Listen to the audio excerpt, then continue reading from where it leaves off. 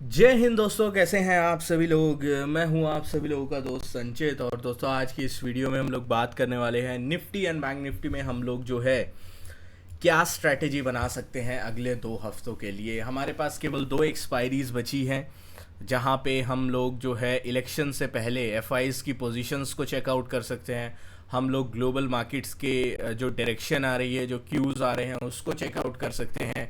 जो संकेत हमें मिल सकते हैं डेटा से, उन सभी चीज़ों को चेकआउट करके अपनी पोजीशंस वगैरह बना सकते हैं। तो इलेक्शन 2024 के लिए क्या स्ट्रैटेजी हिस्टोरिकल डेटा के बेस के ऊपर हम लोग देख सकते हैं। रादर देन स्ट्रैटेजी, इसको मैं बोलूँगा कि हम लोग किस तरीके से चीज़ों को प्रीएम्प्ट कर सकते हैं कि आगे क्या हो सकता है। सारी चीज़ें इस वीडियो में डिस्कस करने वाले हैं। तो दोस्तों, वीडियो शुरू करने से पहले चैनल को सब्सक्राइब कीजिएगा, बेल आइकन को दबाइएगा और इस वीडियो का लाइक हम रखते हैं लगभग 1000 लाइक्स, जो कि आप पूरा कर ही देंगे।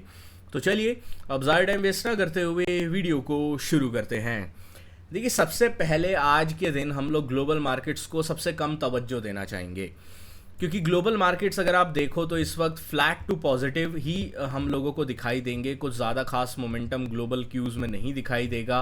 हमारा जो सैटरडे स्पेशल सेशन था, उसमें मैंने आपको ऑलरेडी बोला था कि कुछ ज़्यादा कुछ नहीं होगा। और जो वोलेटिलिटी इलेक्शन रिलेटेड है, वो तो अपनी अभी तक बनी हुई है।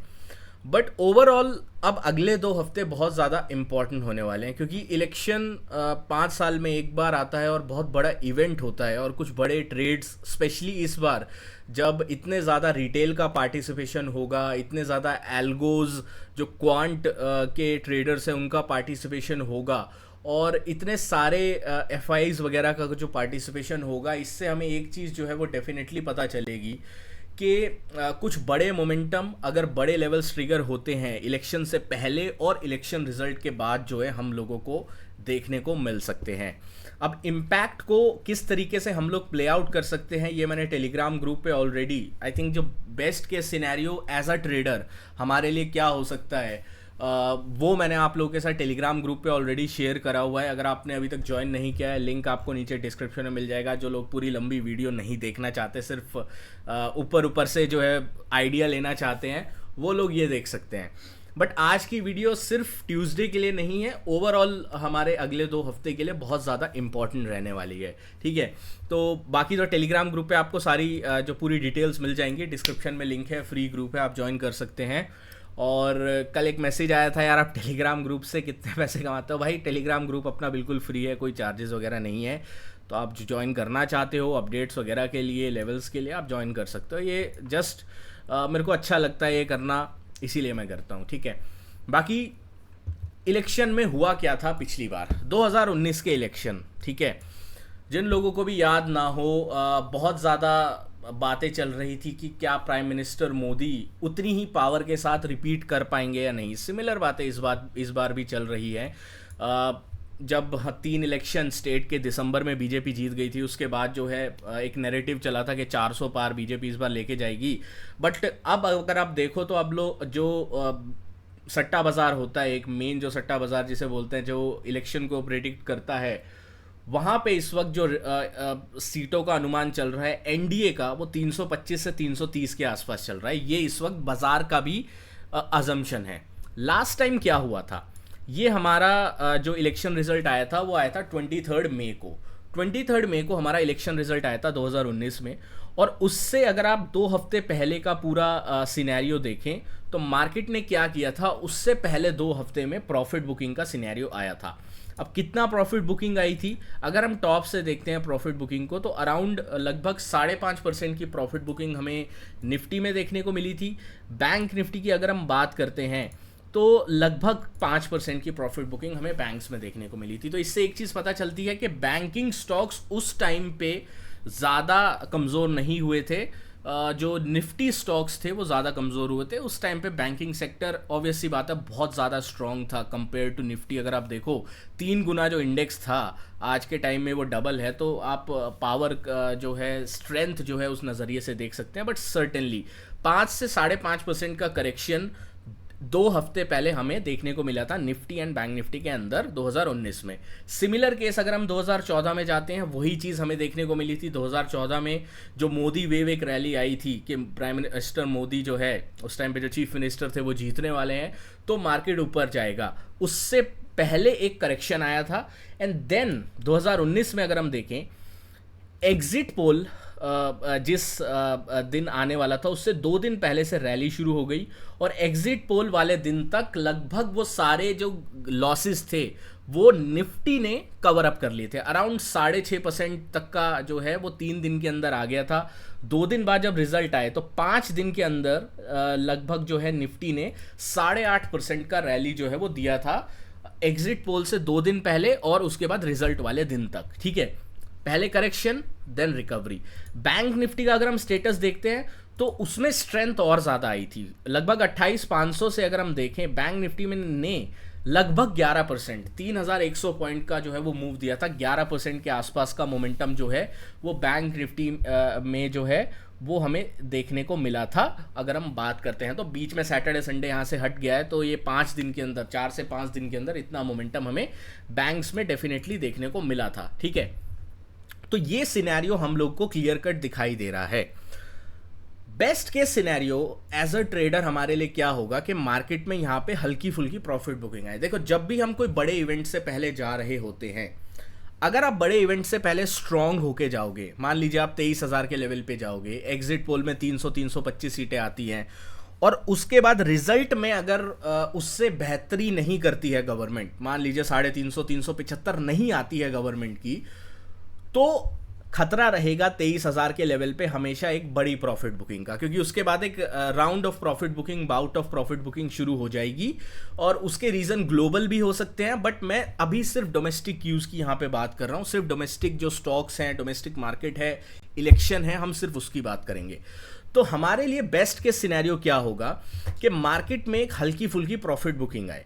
अब प्रॉफिट बुकिंग आए, हम लोग ये चाहते हैं, इसका मतलब ये नहीं कि कल जाके हम सुबह सीधा जाएं और पुटे खरीदना स्टार्ट कर दें और उसके बाद वीडियो में नीचे आके जो है वो मेरे को गाली लिखना स्टार्ट कर दें। ऐसा नहीं है, हम लोग लेवल्स के ऊपर फॉलो करेंगे और लेवल्स होगा हमारा आवरली। ठीक है, क्योंकि हम 2 हफ्ते की यहाँ पे बात कर रहे हैं तो एटलीस्ट हम आवरली टाइम फ्रेम जो है इसके ऊपर नज़र रखेंगे। आवरली टाइम फ्रेम पे अगर हम नज़र रखते हैं तो 22,325 हमारे लिए पहला और बहुत क्रिटिकल लेवल होगा। अगर 22,325 के नीचे ये बाजार अगले हफ्ते कभी भी 1 घंटे की एक कैंडल क्लोज देता है, ठीक है, हम क्लोजिंग की यहां पे बात करेंगे, 1 घंटे की कोई भी एक कैंडल क्लोज देता है, वो आपका पहला साइन होगा कि बाजार 2019 और 2014 में जो इसने किया है उस हिस्ट्री को रिपीट कर रहा है। ठीक है, उस हिस्ट्री को रिपीट कर रहा है और जो 2 हफ्ते इलेक्शन से पहले हैं उसका एक करेक्शन जो है वो शुरू हो गया है। ये करेक्शन जनरली एक्यूमुलेट करने का टाइम होता है। अगर आपको स्टॉक्स लेने, आप स्टॉक्स ले सकते हो, फ्यूचर्स में पोजीशन बनानी है, थोड़ा वेट करके आप फ्यूचर्स में पोजीशन बना सकते हो। जनरली एफआईआईज ने पिछले 2 इलेक्शन में ये ट्रेंड दिखाया है। तो 22,320-325 ये लेवल होगा। इसके नीचे अगर बाजार जाता है, निफ्टी जाता है, that would be the first sign जहां पे आप कहोगे कि हाँ यार, अब एफआईआईज वही चीज दोबारा से कर रहे हैं। ठीक है, उसके बाद टारगेट्स अपन कहाँ पे चलेंगे? टारगेट्स देखो, आप ट्रेल करते रहेंगे, ऐसा नहीं कि हम लोग प्रीएम्प्ट करके ही बैठ जाएंगे कि हाँ यार 4-5% का तो करेक्शन आना ही चाहिए। हो सकता है इतना ज़्यादा 20,000 करोड़ का एसआईपी आ रहा है, रिटेल पार्टिसिपेशन इतना ज़्यादा आ रहा है, इस वजह से करेक्शन जो है थोड़ा शैलो आए, उतना तेज़ करेक्शन ना आए या फिर उतने बड़े लेवल का करेक्शन ना आए। बट इस लेवल के नीचे डेफिनेटली पहला साइन होगा बाजार वीक हो रहा है। ठीक है, अब मान लीजिए एफआईज पूरा गेम ही पलट देते हैं। एफआईज क्या कहते हैं, हम 2 बार से ये कर रहे हैं, इस बार रिटेल पार्टिसिपेशन भी ज़्यादा है, लोगों के पास नॉलेज भी ज़्यादा है, ये वीडियो भी एफआईज के पास पहुंच गई, उन्होंने कहा अच्छा यार ऐसी स्ट्रैटेजी बताई जा रही है हमारी, तो हम क्या करते हैं, पूरा गेम ही चेंज कर देते हैं। हम लोग क्या करते हैं, हम लोग पहले ऊपर ले जाते हैं। तो मेरे लिए जो पहला साइन होगा कि ये बाजार इस बार कुछ नया कर रहा है, और डेफिनेटली अगर कुछ ऐसा करेगा, मैं सबसे पहले टेलीग्राम ग्रुप पे आपको अपडेट दूंगा और उसके बाद वीडियोस में तो डेफिनेटली आगे हम डिस्कस करेंगे ही, बट पहली टेलीग्राम पे डेफिनेटली मैं अपडेट दूंगा, तो वहाँ पे आप ज्वाइन कर लेना। 22,640-50 के ऊपर अगर ये निफ्टी सस्टेन करना स्टार्ट कर देता है, दैट वुड निगेट कि एफआईआईज वही चीज़ दोबारा कर रहे हैं, ये बिग प्लेयर्स ऑपरेटर्स दोबारा से वही चीज़ कर रहे हैं जो उन्होंने पिछली 2 बार किया है। तो ये लेवल्स का आपको ध्यान रखना है। आवरली टाइम फ्रेम इसके ऊपर क्लोज या इसके नीचे क्लोज होता है, that would trigger a strategy जो इलेक्शन तक चलती रहेगी। ठीक है, ओके। बैंक निफ्टी एक बहुत ही क्यूरियस केस है, क्योंकि अगर मैं एक बार के लिए सीपीआर हटा देता हूं, आवरली टाइम फ्रेम लगाता हूं, यहाँ पे आवरली टाइम फ्रेम अगर मैं लगाता हूं बैंक निफ्टी के अंदर, तो हम लोग को क्लियर कट दिख रहा है कि बैंक निफ्टी मल्टीपल टाइम्स इस ट्रेंड लाइन के पास आ रहा है और सपोर्ट ले रहा है। अब बैंक निफ्टी के पास जो पहला एक इंपॉर्टेंट सपोर्ट है, जिसके नीचे बैंक निफ्टी अगर सस्टेन करने लगता है, हम लोग बोलेंगे कि बैंक निफ्टी में वीकनेस आ गई है, वो है 47,650। 47,650 के नीचे अगर bank Nifty hourly time frame close देता है, that would be the first sign कि बैंक निफ्टी नीचे जाएगा, और वो जो करेक्शन है जो निफ्टी में हम लोगों ने अभी डिस्कस किया, वही चीज़ बैंक निफ्टी में भी रेप्लिकेट होगी और नीचे के लेवल्स हम लोग को देखने को मिलेंगे। ऑन द अपसाइड में आवरली टाइम फ्रेम पे जो बड़ा रेजिस्टेंस बैंक निफ्टी के लिए अभी के लिए बन के आ रहा है, वो है ये वाला स्विंग। ये स्विंग कौन सा है? ये स्विंग आ रहा है अराउंड 48,300 के आसपास। तो 48,300 आपका ब्रेकआउट लेवल है, 48,300 325 आपका ब्रेकआउट लेवल है, और 47,650 आपका सपोर्ट लेवल है, जिसके नीचे ब्रेकडाउन ट्रेड हमें बनता हुआ दिखाई देगा। क्लियर है, बैंक निफ्टी में जो सपोर्ट है वो दूर है, जो रेजिस्टेंस है वो ज़्यादा पास है। इसका मतलब बैंक निफ्टी में थोड़ी स्ट्रेंथ ज़्यादा है चार्ट वाइज अगर हम देखें तो अभी के हिसाब से।